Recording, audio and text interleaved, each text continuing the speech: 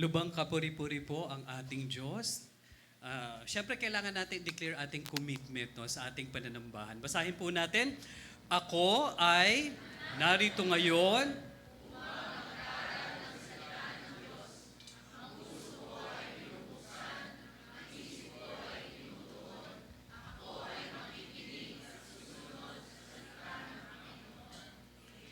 At mangyari nawa ang inyong pinahayag. Tayo po yung umupo.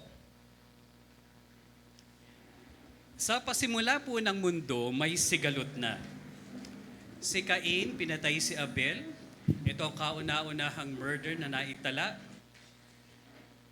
Kung matitingnan natin, di ba, nung unang panahon, sila pa lang, kokonti pa lang. Si Joseph, ibinenta ng mga kapatid dahil sa inggit at favoritism. Meron tayong kwento ng prodigal son na kung saan yung rebellion na anak, kinuha niyang kanyang mana, umalis, nagpakalayo-layo. Meron ding kwento about si Jacob at si Esau na kung saan niloko ng kapatid si Jacob si Esau para makuha yung birthright. What is surprising mga kapatid, kasabot pa yung nanay sa panluloko. Sa panahon nila, kung tutusin, wala namang gadget nun, di ba? Walang TV, walang sine, walang Netflix. Ang concern lang nila magtanim mag-araro ng lupa para sila ay may kakainin. Sa kabila ng kasimplihan ng buhay, nasira pa rin ang kani-kanilang mga pamilya. Tayo at present time, present po ba ito? Meron bang awayan, inggit, layo-layo, tiisan? Meron po ba? Hindi na natin kailangang sumagot ng oo. Di ba? Meron. Ngayon tanong, anyari? Di ba? Bakit nung panahon na yon at hanggang ngayon, pareho lang po ang hinahanap na ng mga pamilya? Sa atin po na nandito sa Panginoon, hindi po dapat meron tayong distinction. Whether tatlo lang tayo sa pamilya o 3 dosena tayo, dapat kaisa po natin ang mga katuruan ni Kristo. Bakit? Ayan po ang challenge natin. So meron po bang distinction? Nakikita po ba ngayon sa ating ugali? Ito bang mga ugali natin parang damit na isinusuot natin? Na paglabas natin nakikita ang kapurihan ni Kristo? So pwede nga natin itanong, ano ang ibinibihis natin ngayon para masabi natin tayo ay may Kristo? Ang pagsasaluhan po natin, magsuot o magpalusot, clothing oneself with Christ-like virtues. Tayo po muna ay manalangin. Aming Diyos, sa inyo po ang aming papuri at pasasalamat. Kami po ay naririto, lumulod sa inyong kapangyarihan, sa inyong kabanalan. Forgive us, O God, and cleanse us with the blood of your Son, Jesus. And this morning, O Lord, isa lang po ang aming dalangin na matuon namin ang aming pansin sa inyo, marinig namin yung tinig at kayo po ang maging tunay na tagapagturo. Pagalingin niyo po ang inyong mga anak, Diyos sa aming Ama, sa lahat ng aming mga karamdaman at marapatin niyo na maramdaman ng bawat isa ang inyong yakap, ang inyong pagpapagaling at makamit namin ang inyong pagpapala. Ito po ang aming dalangin sa pangalan po ng Panginoong Hesus. Kinuha po natin ang ating teksto sa Colossians 3:12-15. Basahin po natin. Verse 12, kaya nga bilang mga hinirang ng Diyos, mga banal na minamahal, magsuot kayo ng pusong maawain, ng kabutihan, kapakumbabaan ng pag-iisip, ng kaamuan at pagtitiyaga. Verse 13, magbatahan kayo sa isa't isa at magpatawaran kayo sa isa't isa kapag ang sino man ay may hinaing sa kanino man. Kung paanong pinatawad kayo ni Kristo, ay gayon din kayo magpatawad. Higit sa lahat ng mga bagay na ito, magbihis kayo ng pag-ibig na siyang tali ng kasakdalan. Bagong-bago pa lang yung mga mananampalataya sa Colossians ng araw, ito po yung issue. Where in fact, ang admonition ni Paul, kayo naman, ngayong nakaranas na kayo ng pag-ibig ng Diyos, ngayon pa ba kayo magpapakita ng mga galit, puot, sama ng loob, panlalait at malaswang pananalita? Sabi pa ni Paul, huwag kayong magsinungaling sa isa't isa. Magtataka ka naman, kabago-bago pa lang sa faith. At sila mismo ang nakatagpo nitong mga disciples ng Panginoon, yan na yung nangyayari. Kung sino pa nga yung magkakapatid, siya pang magkakaaway. Tama? Kung sino pa yung mga hindi kadugo, mas close pa sila ron. Sa family natin, di ba, pag nasa bahay, ibang inaasal. Pero pag nasa labas, ang babait. Tuloy po natin, verse 15, ang kapayapaan ng Diyos ang siyang maghari sa inyong mga puso. Kayo ay tinawag dito sa isang katawan at maging mapagpasalamat po kayo. And may the Lord add blessing to the reading of His words. So ano po ang background ng binasa natin sa Colossians 3? Balikan lang natin para mas maintindihan po natin siya. Sa Colossians 1, sinabi ni Paul doon at binigyan ng emphasis that Christ is the image of God. He is the creator, the sustainer, and the reconciler of all things. Tagapagbuo daw ng lahat ng mga bagay. Sa Colossians 2, sinabi naman ni Paul, he urges the Christians, dapat kayo remain rooted in Christ. Kahit anong sitwasyon, dapat nakaangkla kayo sa katuruan ni Jesus. At sinabi niya rin doon, sa panahon niyo maraming darating na mga false teaching, mga tradisyon na gawa ng tao, wala nang maidadagdag yan sa ginawa ni Jesus. At kahit tayo rin dito, di po ba, meron kayong maririnig ng mga strange teaching. Dinidiscredit ang ating Panginoon, dinidiscredit ang ating Amang nasa langit. Huwag po tayong magpadala sa mga ganun. Now, tungo na po tayo dito sa sentro ng ating message ng Colossians 3. Sabi ni Paul, o kayo na nagugulumihan at nalilito, alisin nyo na yung luma nyong pagkatao. Put off your old self. Where in fact, sabi niya gano'n, inisa-isa nga dyan. Ano-ano yung mga yan? Anger, immorality, and greed. At ang dapat yung gawin, mga anak, put on the new self. Ito yung pinapahimakas niya. Ito yung inuulit niya ng 2 beses kanina. Sabi niya, clothe yourself with compassion, with humility, patience, and love. Sa totoo lang, pag binasa po natin ito, para siyang prescription. Para siyang, meron siyang piniprevent na gamot. May kasakitan na pwedeng nating makamit, maabot, dahil hindi tayo sumusunod. Bakit kailangan natin itong tingnan sa ganitong angulo? Actually, itong Colossians 3, ito ay ina-address yung general public, in general mananampalataya. Pero sa araw nito, gusto kong bigyan natin ng pansin yung ating pamilya. Because families today face what? Pressure. Families today experience lack of communication. Yung tipong nasa isang bubong, nagkikita yun sa harap kainan pero hindi nag-uusap. Hindi alam ang nangyayari sa bawat isa. And recently, meron tayong isang TV personality na kung saan yung anak niya ay nagdikte, nasa Amerika, isolated. Considering though na ito ay Christian na, pero bakit ganun? Maraming misunderstanding, lalo na sa magkakapatid. Meron ding misunderstanding kahit sa mga solong anak. Alam niyo po bakit? Kasi may mga magulang na minsan, ang dating, pulis. Nauuna yung pagalit.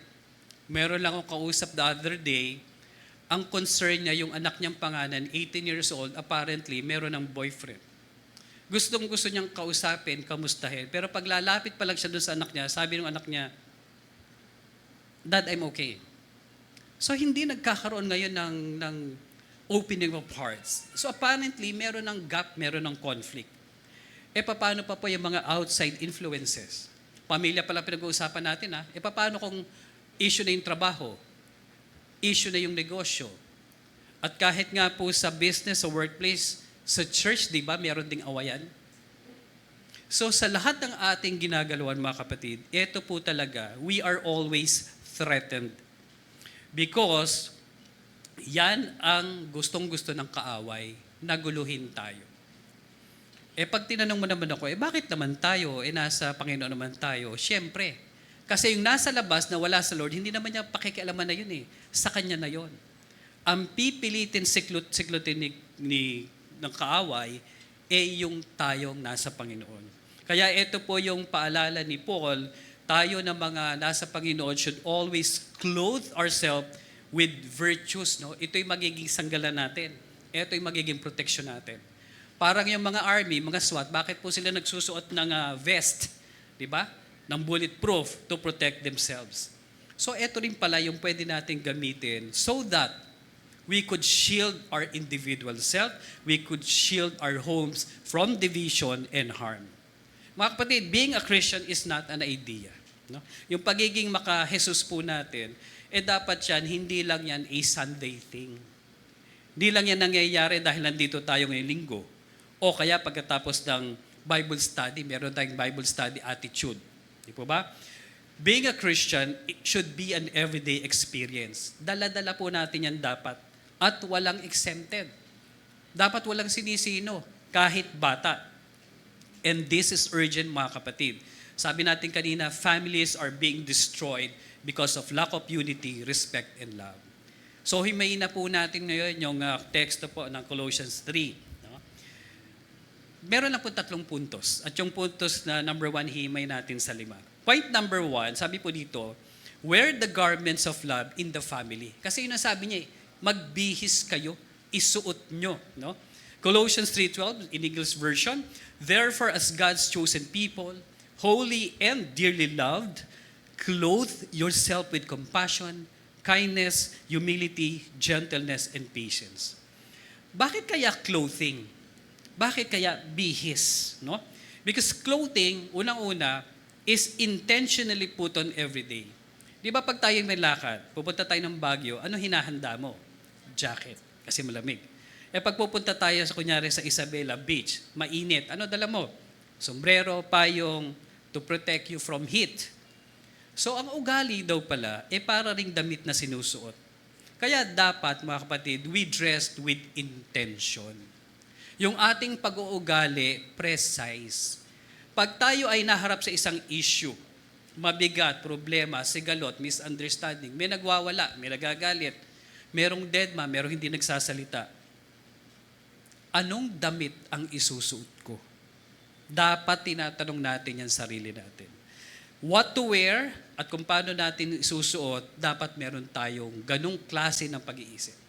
Binanggit yung 5 kanina, unahin natin, be compassionate rather. Ito yung mga paraan na pwede natin tingnan. Number 1, be compassionate, maging mahabagin, maging mapagmalasakit. Paano natin ito gagawin? Sa family setting, pwede nating tingnan yung kakulangan ng mahal natin sa buhay at tingnan natin kung paano natin ito pupunan.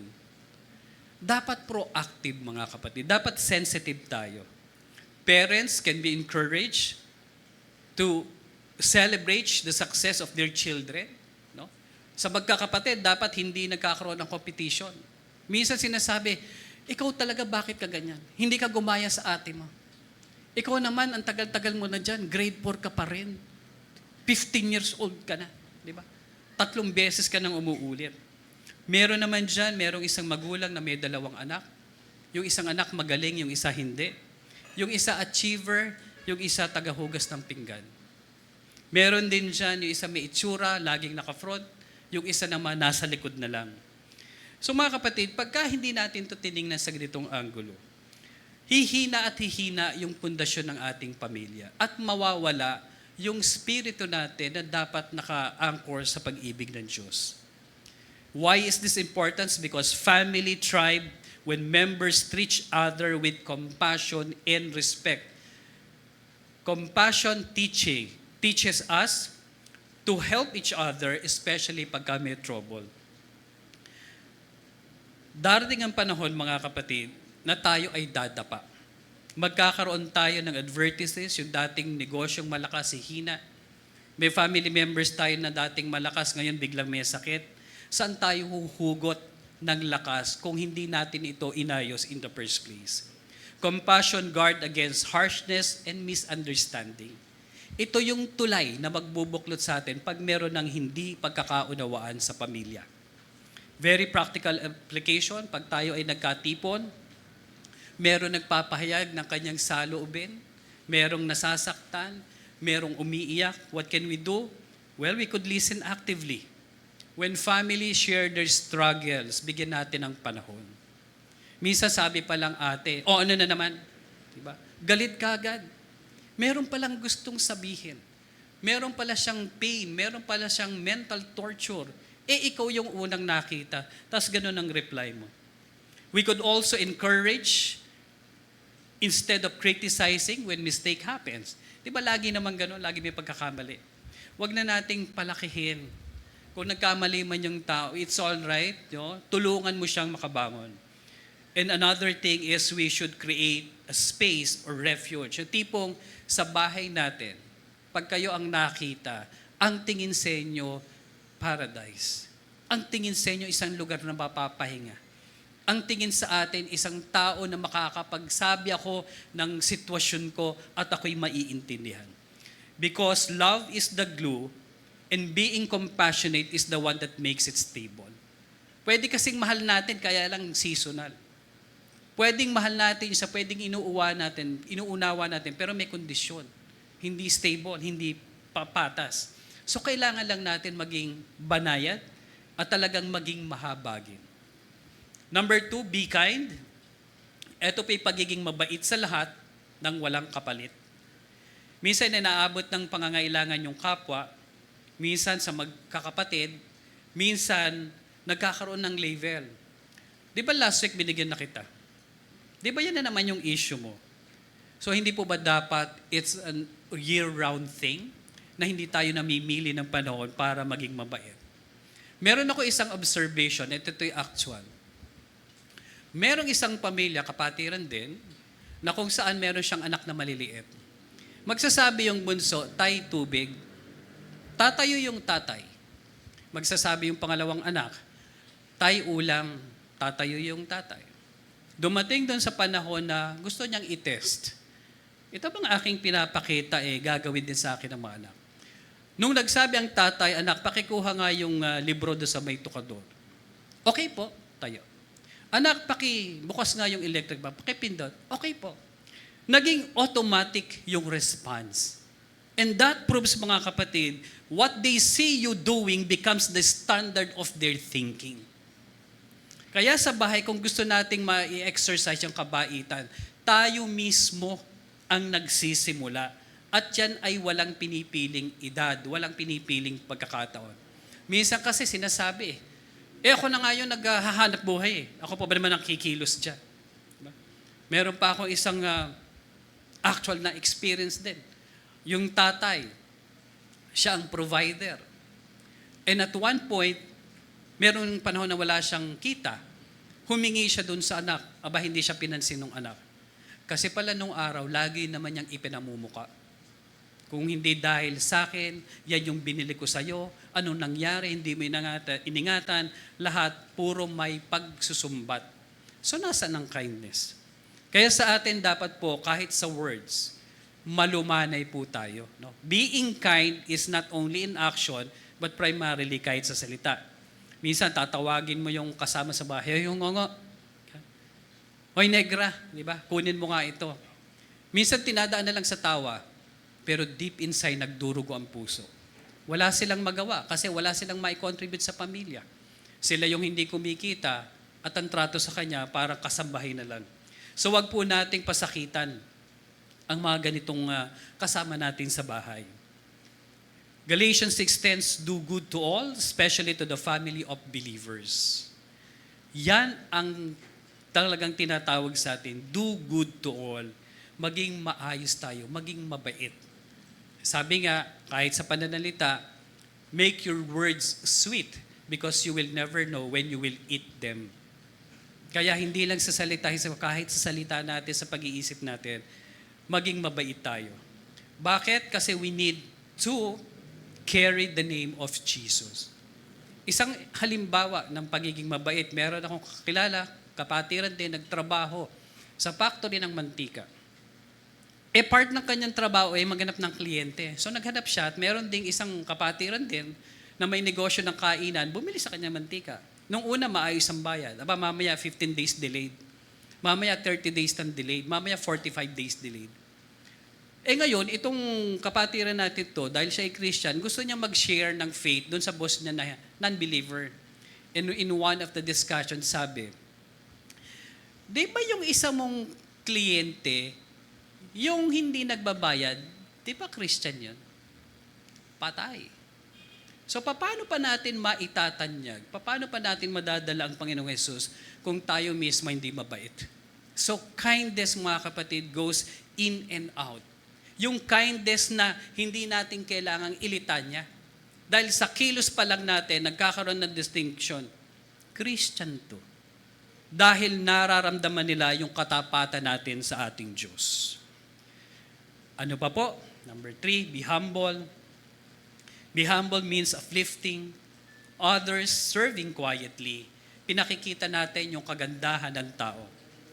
Sa isang family gathering, mayroong isang nanay, sabi niya, pinakilala doon sa mga bisita, o ito po yung aking pangalawang anak, nakapagtapos po ng abogasya. Yung pangatlo naman po, doktor na po yan ngayon. Hindi kaya maganda na itong si pangalawa at si bunso ay biglang tumayo. Naku, totoo po yung sinabi ng aking ina. Pero hindi po yan mangyayari kung hindi po dahil sa ate ko. Yung ate ko po ang tumulong, nagsakripisyo sa aking ina para po kami ay maipagtaguyod. At mas maganda sana kung sinabi niya, ate, sa iyo ang aking pasalamat, hindi mangyayari to kung hindi dahil sa inyo. Yung ate ko po niyan, hindi na nga ho nakapag-asawa. Inubos na po ang buhay nila para sa amin. Dapat po ganyan tayo. Humility is really uplifting, not ourselves, not our accomplishment, pero yung mga taong tumulong po sa atin. Romans 12:10, be devoted to one another in love, honor one another above yourself. Napakaganda po kung ganito yung mga pagkakataon na ginagawa po nating sa sarili. So how can we clothe ourselves with righteousness? O ito po, being humble. Pang-apat, be gentle. Ito po yung magiging malumanay. May mga pagkakataon, may nagsasabi sa inyo na hindi naman siya ganun ka-eloquent. Pero dahil tayo ay conscious ito, binibigyan na natin na, sige na, makikinig ako sa iyo kahit bulol-bulol ka. We don't persecute the person. We don't persecute our loved ones. Sabi po sa Philippians 4:5, let your gentleness be evident to all. The Lord is near. So sa pagiging malumanay, asahan po natin nandyan ang pagpapala ng ating Panginoon.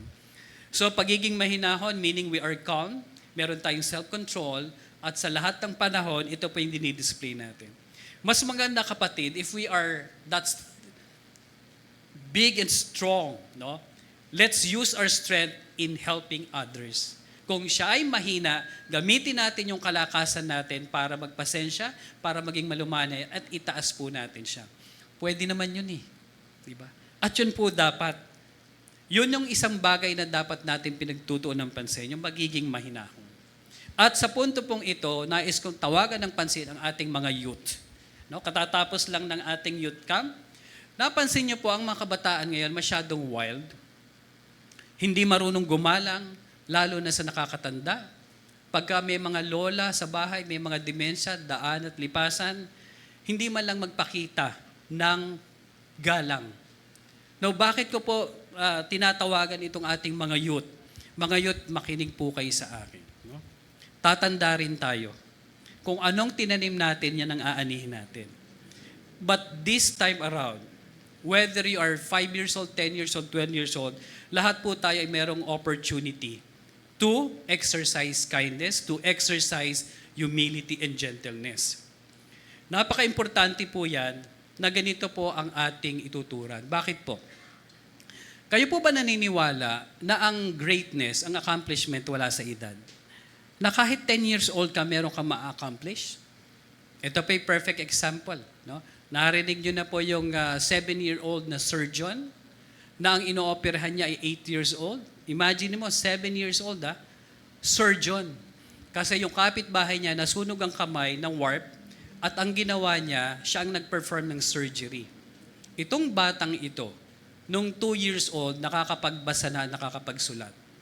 Nung siya ay 3 years old, inintroduce nung tatay mga medical books, mga surgical books. Nung siya ay 5 years old, he is able to read English literature, and he does mathematics. At 12 years old, after that 7-year-old feat, siya ay nasa Harvard na kausap ang mga doktor. Bine-verify yung kanyang position, bine-verify yung kanyang knowledge sa cancer treatment. Ang pangalan ng batang ito ay Jaswal Akrit, or Akrit Jaswal. 12 years old, recognized, accomplished. Meron naman isa, 74 years old. Isang Korean, na siya ay dilapidated, hindi makalakad dahil sa arthritis, rheuma. Alam niyo ang ginawa? Nag-enroll sa taekwondo. Pagdating niya ng 77-year-old, 3 years lang, naging black belt siya. So na-address niya yung physical disability, na alis lahat ng rheuma, sinipa niya yung rheuma. So mga kapatid, compare natin, 7-year-old, doctor, surgeon, 77, they attained greatness. Walang sinisino pala pagka ginugusto po natin. Ngayon, kailangan lang mga kapatid, lalo na sa kabataan, aspire for this. Make use of your time. Kailangan ngayon, meron tayong, tinuto natin yung pansin, ano yung pwede kong magawa so that I will benefit in the future. Yung pamilya ko, yung magulang ko, mabibigyan ko ng magandang buhay. At mga kapatid, sa example natin, kahit 10 years old ka, meron kang magagawa. Sana ganun. Hindi yung 10 years old, magaling lang sa TikTok, magaling lang mag-post ng video. Kaya mga kapatid, check yourself. Yung mga kapatid nyo, nakikita nyo, yung mga kasama nyo sa bahay, ganyan, sayang ang oras, pagsabihan nyo na. Because time is of the essence. Panglipa po mga kapatid, be patient. Ito yung ibig sabihin, nagpipigil tayo sa sarili, lalo na kung merong kakulangan ang kapwa. Iba't iba po ang level ng talino, galing. Bigyan lang po natin sila ng time and space para magawa po nila ang dapat nilang gawin.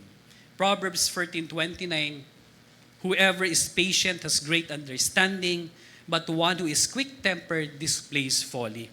Kamangmangan po ang pinapakita ng walang pagpipigil sa sarili.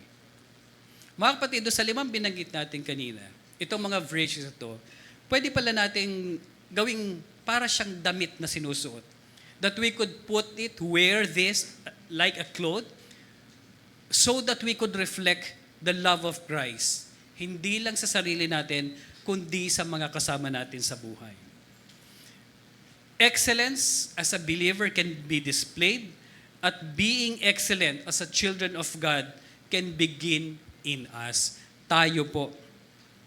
Hindi natin pwedeng sabihin ngayon na, kasi ako, may edad na ako, retire na ako. Hayaan nyo siya. Pero ang pwede nating gawin sa tulong ng Diyos, pwede kong magawa yan. So, ibalik lang natin ulit kanina. Very passionate ako sa mga youth. Youth, make use of your time, invest in your future, bawasan yung mga senseless social media exposure, and young people, clothe yourself with Colossians 3:12. Inuutusan natin dapat yung sarili natin na maging mahusay. Bakit po? Sabi sa Deuteronomy 28, lalo na kung tayo ay susunod, sabi rito, if you fully obey the Lord your God and carefully follow all His command, the Lord your God will set you high. Where? Above all nations on earth. All the blessings will come on you and accompany you if you obey the Lord. Lahat daw ng blessing ay mapapasa atin kung susunod tayo sa Panginoon. I hope I make the point. Na naipakita natin somehow na ang kagalingan walang pinipiling edad. Lalo't lalo na, ikukumit natin ang ating sarili sa Diyos. Ikukumit natin yung sarili nating oras. Ikukumit natin yung kakayahan natin, yung skill, yung talent, yung time, money, and effort. Do it. Submit it unto the feet of the Lord. At meron pong mangyayari sa atin. Punta na po tayo ngayon sa point number 2 natin about Colossians 3, forgiveness builds family unity. Colossians 3:13, bear with each other and forgive one another, forgive as the Lord forgave you. Mga kapatid, walang pamilya na perfect. Mas lamang na meron talagang misunderstanding. Kahit nga sa mag-asawa, merong struggle. Merong misleading. Meron nga dyan hindi nagsasalita. Kinikimkim. Months na pala merong hinanakit sa loob, hindi niya masabi. Pero if we practice forgiveness, sa umpisa pa lang, pag sinabing, ikaw nasaktan mo ako, ay, I'm sorry. Paano ba kita nasaktan? Pinag-usapan na natin. Then magkakaroon tayo ng pagkakataon to protect ourselves, our family from bitterness and division. Because perfection comes in forgiveness. Forgiveness restores broken bonds. Matthew 18:21, forgive not just 7 times, but 70 times 7. Itong figure na ito ay sinasabi lang dito, walang oras na pinipili. yung 77 times dapat every day, every single minute. When we forgive, we mirror Christ's forgiveness and keep unity alive at home. Yan po ang bara. Yung unforgiveness, yung bitterness, yan talaga ang magbibigay sa atin ng sakit ng kalooban. Hayaan nyo lang yung ampalaya na lang ang mapait, hindi yung ating pag-uugali. Ano po ang pwede nating application dito? Kung tayo ay magpapatawad kaagad-agad or ipapahayag natin yung ating mga sama ng loob kaagad-agad, doon po tayo magkakaroon ng pagkakataon na maunawaan natin ang bawat isa. Para-paraan lang naman yan eh. Kung yung tao, yung kasama nyo, medyo hindi receptive, use nice words like, uy, alam mo na isang araw nasaktan mo ako. Hoy, hindi ah. Di ba? Minsan may defensive ka kagad. Magkaroon tayo ng open heart. Sige, paano ba kita nasaktan? Pag-usapan natin. So mga kapatid, yung forgiveness is something na pwede nating yakapin because each of us is a work in progress. At yan ang gusto ng Panginoon. Where in fact, sa Luke 22, nung si Simon ay nag-iinarte, sabi na lang ng Panginoon sa kanya, subalit idinalangin kita upang wag manghina ang iyong pananampalataya at kapag nagbalik loob ka na, patatagin mo ang iyong mga kapatid. Ang sinasabi dito, yung forgiveness restores. Kaya tayo, ganun din tayo mga kapatid. Kailangan natin yan, maging conscious tayo, nang sa gayon, hindi na nag-appear, hindi na obvious, hindi na present ng unforgiveness. Ephesians 4:31, sabi rito, get rid of bitterness, be kind, and forgiving, just as God forgave you. Pause muna tayo. Hindi nyo ba napapansin na merong isang effective tool si Satan at kaya nagkakaroon ng pagkakawasak ang mga pamilya? Sabi rito, unforgiveness is Satan's number one tool in destroying God's family. Kakambal po niya yung division, pride, unforgiveness. Ito po yung mga play card ni Satan. And Satan is relentless. Satan always goes after God's faithful at ito po yung one-time, big-time na paninira. Pansinin nyo, pag ang isang pamilya ay nasira, example, nagkahiwalay magulang, most likely yung second and third generation masisira din. Yan po ang bantayan natin. At pagka ganito ang ating consciousness, mag-guard po natin, maiingatan natin ang pamilya.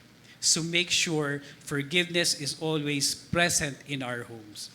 And lastly, sa ating point number 3, let peace and love rule at home. Colossians 3:14-15, and over all these virtues put on love, pagmamahalan daw, which binds them all together in perfect unity. Let the peace of Christ rule in your hearts and be thankful. Love conquers all shortcomings. Mga kapatid, ito yung paraan na kung saan mapoprotektahan natin ang pamilya sa kaguluhan. Bahay na laging may awayan, may argumento, sakitan ng kalooban, talagang hindi mapapayapa.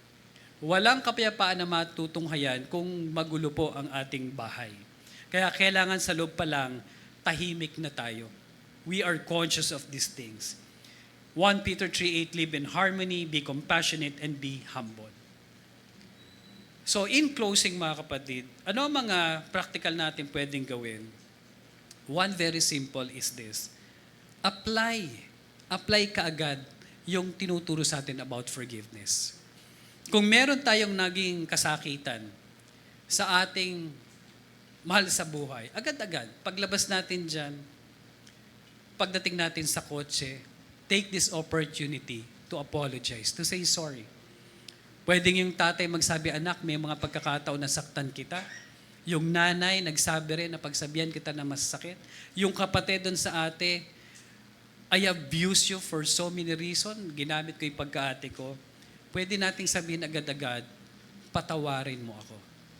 Huwag na nating intayin. Huwag na nating sabihin, next week naman, uuwi ako kala tatay sa probinsya. Doon ko na lang gagawin, doon na lang ako mag-apologize. Huwag na po. Right now, first opportunity you get, gawin na po natin kasi hindi natin alam ang bukas. So mga kapatid, as we partake this thing, ito na lang po, isummarize na lang natin. Number 1, clothe yourself with compassion daily. Gawin natin yung pag-ugali as a spiritual wardrobe na yan ang makikita ng mga tao sa labas. We don't need to evangelize by just being Christ-like, by just being compassionate, kind, and loving. Kitang-kita na, ay, Christian yan. Beautiful clothes, pwedeng bilhin. Gumagastos nga tayo sa bag. Pero ang kagandahang loob na nagsisimula sa kaloob-looban natin, wala namang bayad. Kailangan lang natin sundin ang mga tagubilin ng ating nabanggit. Number 2, practice forgiveness actively. Let go of grudges, extend grace, just as the Lord forgave you. Yun ang sabi. Kung mamimili tayo between reconciliation and resentment, piliin na yung pagkakabati. Make forgiveness as habit and not a rare exception. Mahalin natin ang hindi ka mahal-mahal at unang-una mahalin natin ang sarili. Kasi pag minahal natin ang sarili natin, mararamdaman natin yung pain. Mararamdaman natin yung kasakitan. At mas madali magpatawad. Mas madaling magmahal. And lastly, mga kapatid, let's Christ's peace rule our hearts. Ang bihis natin sa araw-araw should exhibit God's purpose and intention. Everything starts in the family. Fake news kung sa labas lang tayo magaling. Pero sa loob natin, sa pamilya natin, hindi nakikita. Walang eternal value kung panglabas lang ang ating pinagtutuon ng pansin. Aminin natin, mas mahirap gawin ito sa loob ng pamilya, pero sa tulong ng ating Diyos, kaya po natin yan.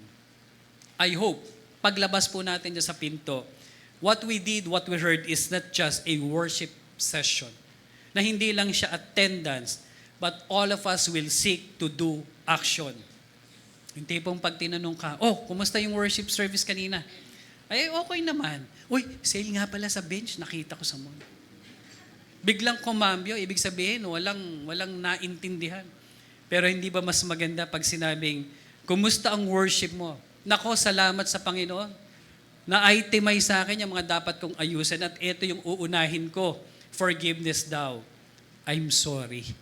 Meron pala akong nagawa sa yung mali at nasaktan kita nung araw. So ang mensahe natin ngayong mga kapatid is, it's a prescription. Gawin lang natin, seryosohin lang natin, para meron tayong pagbabago tungo sa pagiging wangis ng Panginoon.